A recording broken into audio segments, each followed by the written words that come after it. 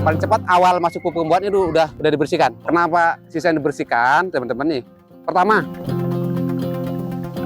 ini varian Gospi, ini udah mekar teman-teman. Ini udah mekar ya, kelihatan ya teman-teman. Dilihat coba Kang dideketin Kang. Nah, itu berinya ya. Nah kalau yang pertama, kita pakai setengah liter air bersih.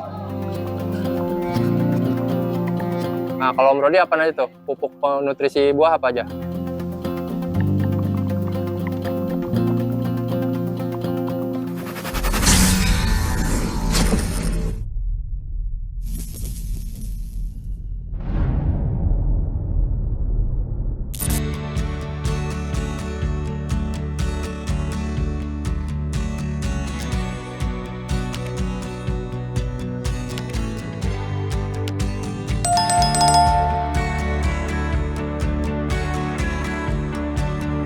Assalamualaikum warahmatullahi wabarakatuh, Om Rodi. Waalaikumsalam warahmatullahi wabarakatuh. Ketemu lagi nih Om Rodi, Hobi Papa Official, main di Maxi Grab nih Om Rodi. Ya. Terakhir kita liputan Om Rodi. Ya, pemupukan ya? Pembuahan. Betul. Dan ternyata sudah dipangkas. Nah, sudah pemangkasan nih. Gimana Om Rodi, boleh diceritain nih tentang update dari varian Tamaki ini Om Rodi? Siap.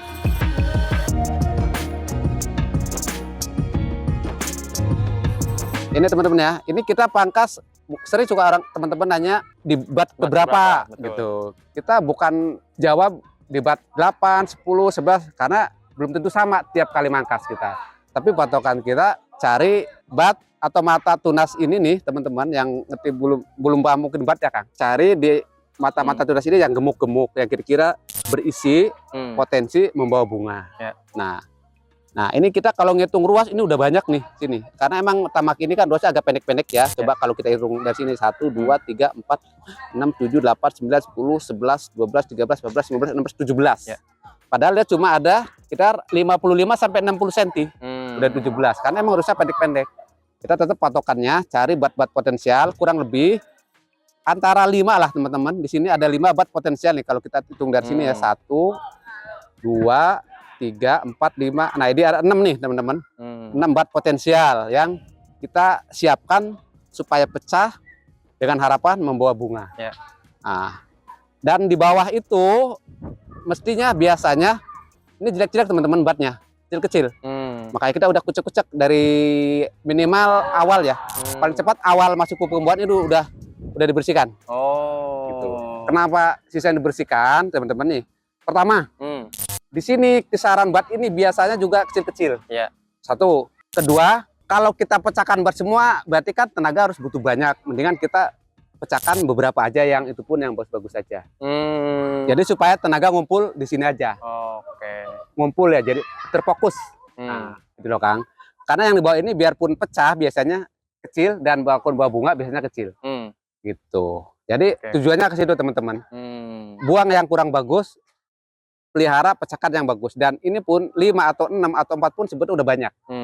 Ini pun nanti kita akan seleksi. Seandainya bahwa bunganya lebih dari target kita target 30 teman-teman ya.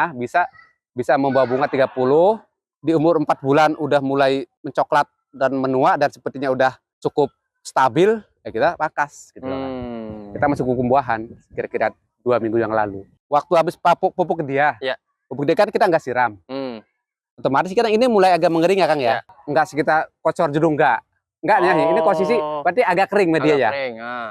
Kenapa seperti itu? Karena memang dari pupuk terakhir baru 2 hari. Nah, kita enggak ini. Jadi kita pangkas dulu Mas kemarin. Pokoknya kondisi kering. Kita pangkas. Berarti Om Rodi nggak jiram jenuh ya berarti ya? Enggak. Sebelum pangkas ya. Karena baru 2 hari dari pupuk. Dan saya yakin di batu masih lembab. Di 2 hari itu sore-sore kita pangkas. Nah, besoknya enggak kita siram. Besoknya lagi baru kita siram jenuh. Siram jenuhnya kapan? Sebelum masuk pupuk kemarin. Nih kemarin nih. Masuk pupuk tadi pagi. Berarti kemarin. Siram jenuhnya kemarin sore. Ya. Gitu. Tujuannya apa? Supaya ketika kita masuk pupuk, dia kondisi tanah akar lagi basah dan lagi kondisi fresh gitu. Lagi aktif. Siram jenuh itu bukan masalah pangkasnya, tapi masalah pupuknya kemarin nih. Kapan kita mau pupuk, di situ kita siram jenuh dulu.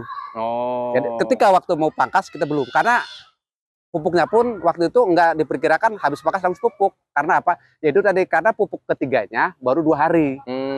Nah, jadi pupuknya kita agak mundur Masih, dulu ya. dari pemangkasan. Biasanya kalau pas di waktu pemupukan keempat atau pas ketiga setelah pangkas kita pupuk langsung hari itu juga biasanya. Ini pengecualian ini agak sedikit beda karena itu tadi kondisinya memungkinkan kita cepat-cepat buru-buru pangkas, akhirnya pupuknya agak mundur. Iya, makanya. Di anggur ini nggak ada yang harus pasti gitu, selalu begitu. Bisa aja kita ganti sana sini gitu kan, berubah-berubah sesuai kondisi.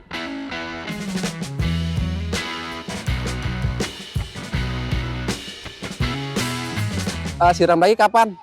Kita pantau teman-teman ini. Ya. Ini kan masih basah, kurang lebih nanti 2-3 hari ini mulai mengering nih. 2-3 hari ya kita siram sedikit aja. Asal lembab aja, tipis aja gitu, set gitu ya. Jangan sampai ke bawah turun banyak. Asal aja. Terus itu aja pantau aja sampai ini nanti pada keluar kembang, insya Allah ya.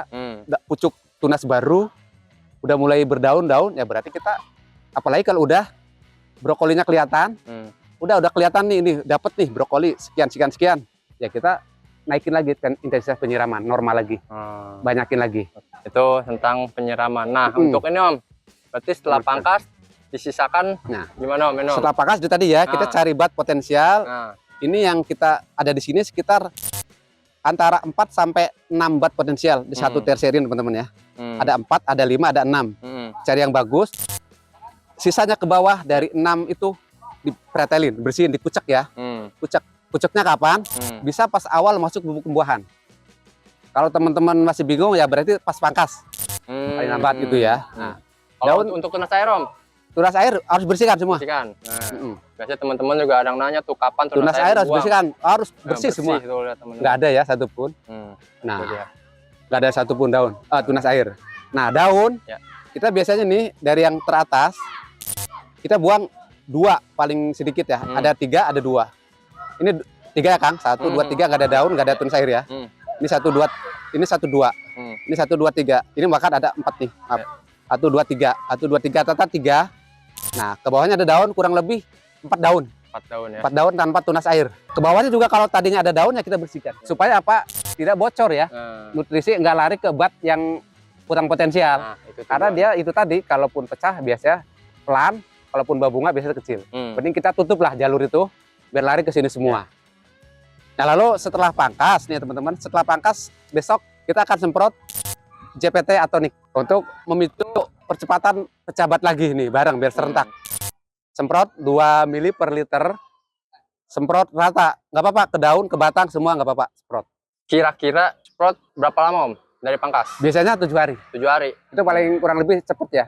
Itu pun brokoli biasanya belum terlalu kelihatan, tapi tanda-tanda bahwa brokoli biasa kelihatan. Calon tunas keluar, tapi kok ada telur ikannya gitu di tengah tuh. Grendul gitu ya.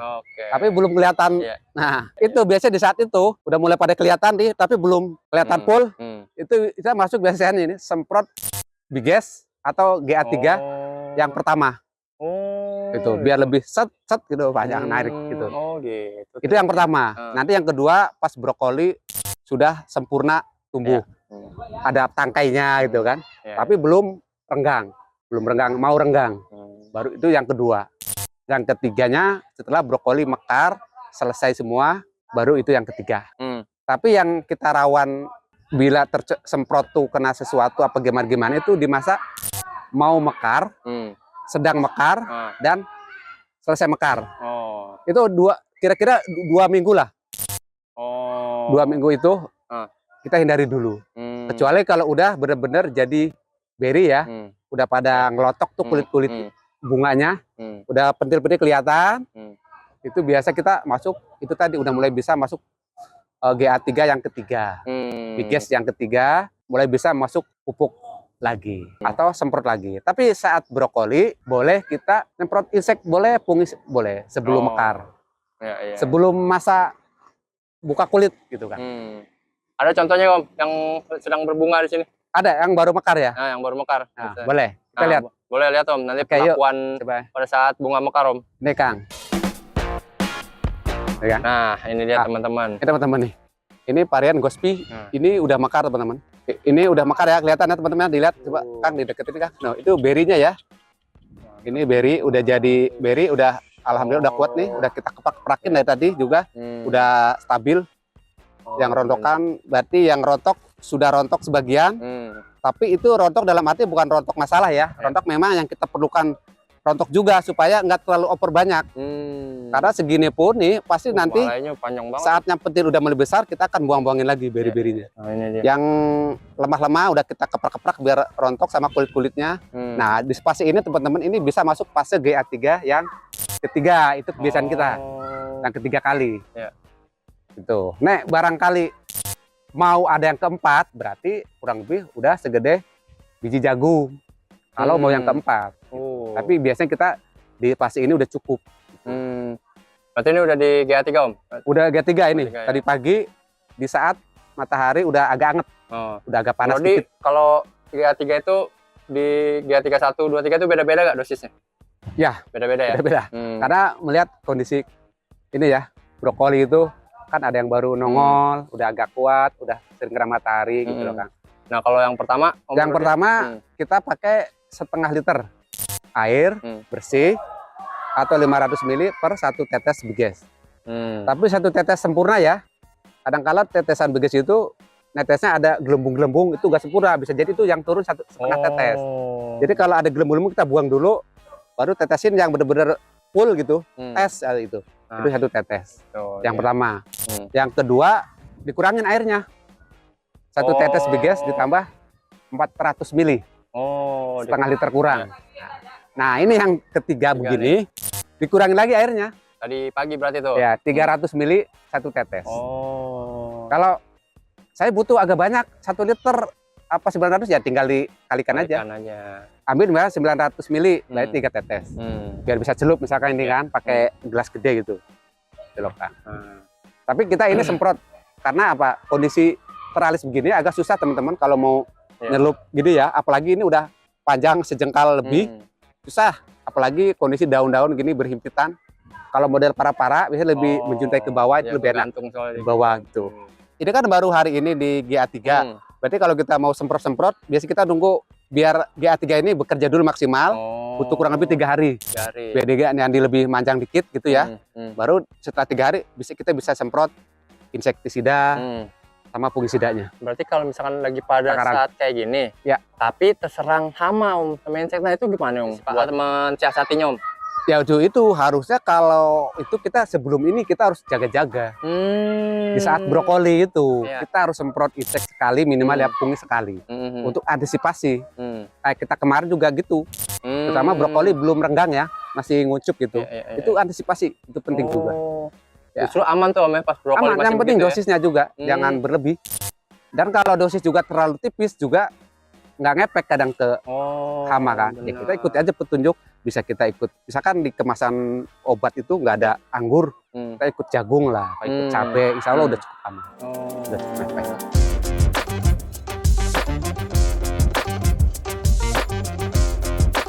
Nah ini setelah kondisi begini, kita air naik lagi, normal lagi, dan itu pun udah dipupuk lagi.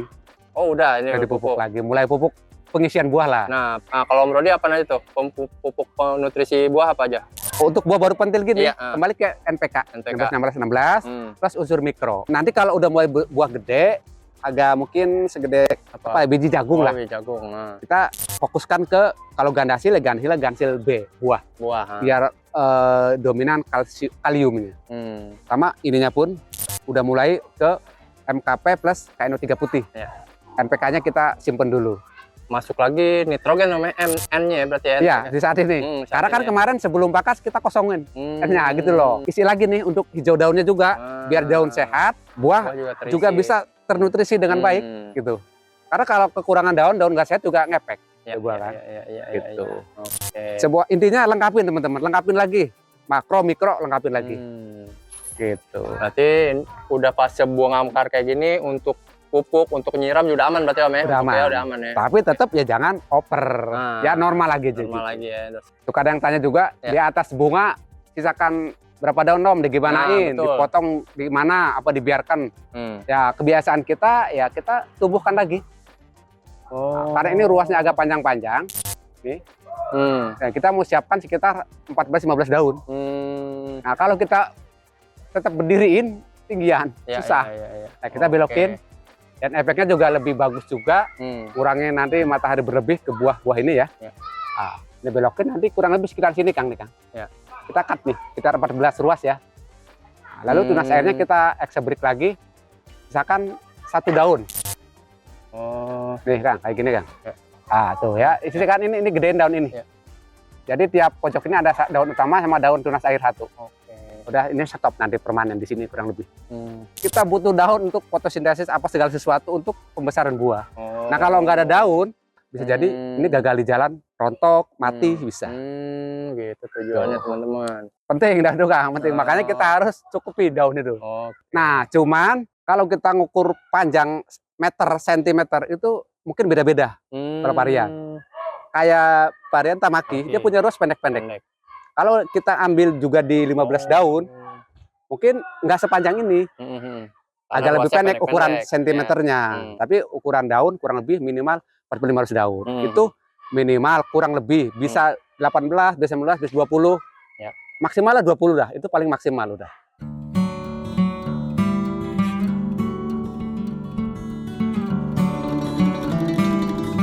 Nah Om, ini kan untuk pemangkasan pembuahan Om ya. Kalau untuk potes pucuk Om, gimana Om? Nah, kalau untuk potes pucuk kan kita panjangin tersier ini ya. Lalu kita buahin di ujung. Iya, betul. Ya, berarti dia ada daun di sini dong. Nah. Ya berarti ke atas sana nggak terlalu banyak, nggak apa-apa. Karena udah diisi daun di bawah buah. Intinya dalam satu pohon itu atau dalam tiap tersier itu harus ada daun yang cukup. Ya, cukup dalam arti ngimbang lah. Nggak kebanyakan, nggak kekurangan. Itu loh Kang. Kecuali gini, dia udah potes pucuk sini, daun di bawah buah dibrondolin, di sini dipendekin juga. Saya yakin nggak bakal matang sempurna.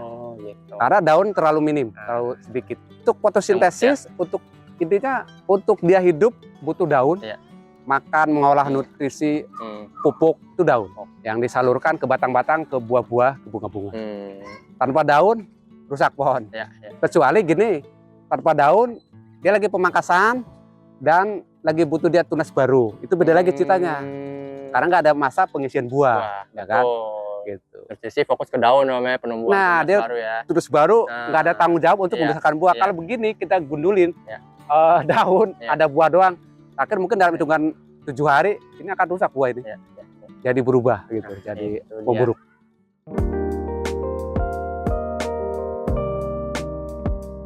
Oke, Om Rudi. Ada lagi mungkin yang ingin disampaikan untuk teman-teman yang mungkin baru mau membuahkan atau yang sedang pohonnya berbunga gitu Om? Mungkin cukup dulu Kang ya. Bisa nanti mungkin di kolom komentar kali ya. Kalau ada yang teman-teman kurang jelas atau bisa WhatsApp langsung. Insya Allah kita udah ada waktu kita balas teman-teman. Sip kalau gitu Om Rudi. Hobi Papa Official mengucapkan terima kasih Om Rudi atas informasinya. Ya sama-sama. Kalau gitu Hobi Papa Official pamit undur diri. Assalamualaikum warahmatullahi wabarakatuh. Waalaikumsalam warahmatullahi wabarakatuh. Bukan ahli, hanya hobi. Bukan menggurui, hanya berbagi. Karena menanam sekarang, untuk anak cucu kita nanti. Salam satu hobi, Hobi Papa Official. Wassalamualaikum warahmatullahi wabarakatuh.